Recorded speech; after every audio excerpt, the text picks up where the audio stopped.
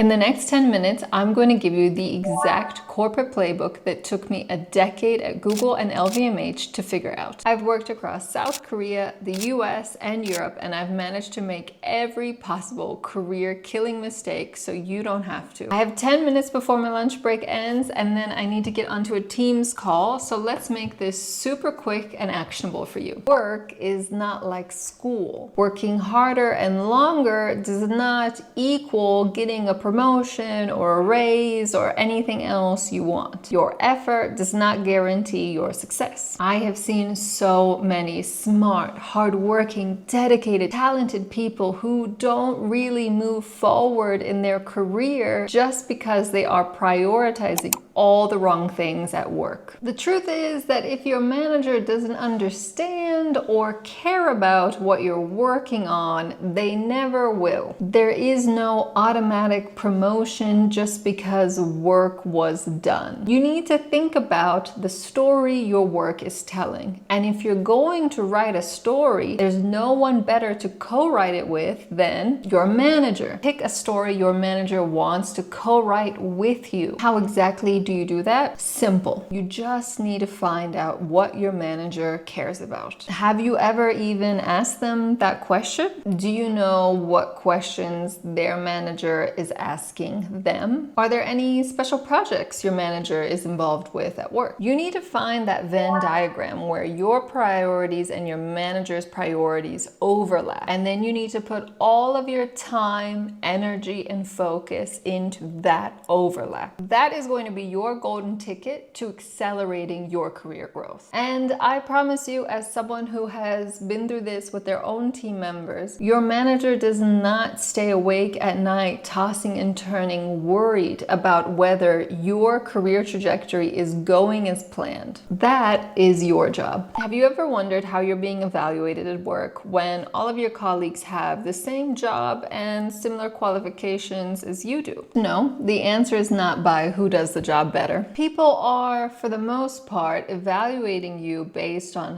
how you do the work, not what work you do. Because being good at your job is the baseline. You wouldn't have been hired if they didn't think you could meet the baseline. So being easy to work with becomes the cheat code. Be honest with yourself. How easy are you to work with? Do you communicate your thoughts clearly and often? Are you proactive? Do you respond quickly when someone needs something from you? Do you treat people with kindness and respect? Do you ask good questions at meetings? These are the things people are talking about when they are considering performance reviews, promotions, and also layoffs. When you think about your favorite person at the office to work with, what is it about that person that makes you enjoy working with them? Try to figure out how you can learn from that and turn it into your own reputation at the office. Having a reputation like that is going to make your career growth explode. The relationships you have at work are business relationships. Stay warm, stay friendly, but never confuse seeing someone often with being real friends with them. The moment an opportunity sits between you and a colleague of yours, whether it's for a raise, a promotion, your friendship has the potential to change. I do want to be clear, real friendships can happen at the office, and you should be open to that happening at the office. I just want you to please try to be smart with what you share and who you share that with.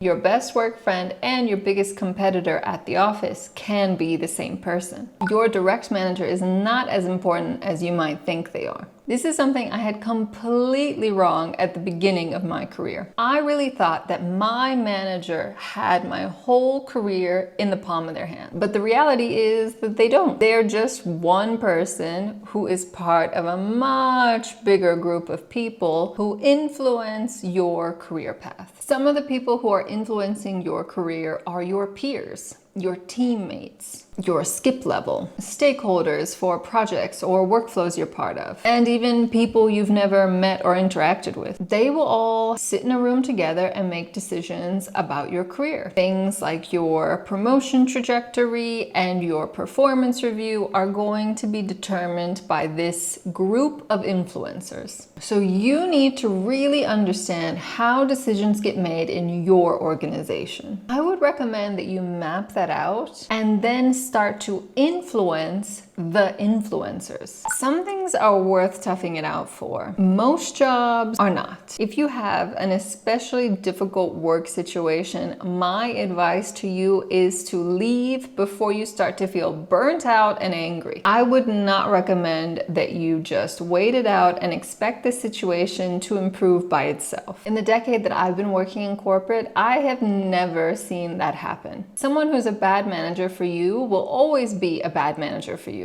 They're not going to wake up one day and decide to be your dream manager. And the job you're doing that just doesn't suit you, it is not going to suit you more 1 year from now. In almost every case, the right decision to make is to find the courage to move on. I wouldn't quit your job before you find the next thing. I would definitely find the next thing first, but I would just start looking once those emotions start to come up inside of you. Moving on is not something that we should consider a quitter mentality. Your loyalty to a company should always be equal to what that company is offering you. I can promise you that no one at your office is losing any sleep worried about whether you like what you're doing or if you see a future on your team. You need to own and defend your own happiness. How you dress, how you stand, how you write an email, how you walk into a room. All of these things are communicating something about you before anyone has had a chance to get to know you. If you want to be taken seriously in a corporate environment, my biggest advice to you is to truly act and behave like someone who belongs there. All those little things you do actually impact the way that they view you. At the end of the day, the people who are making decisions about you are just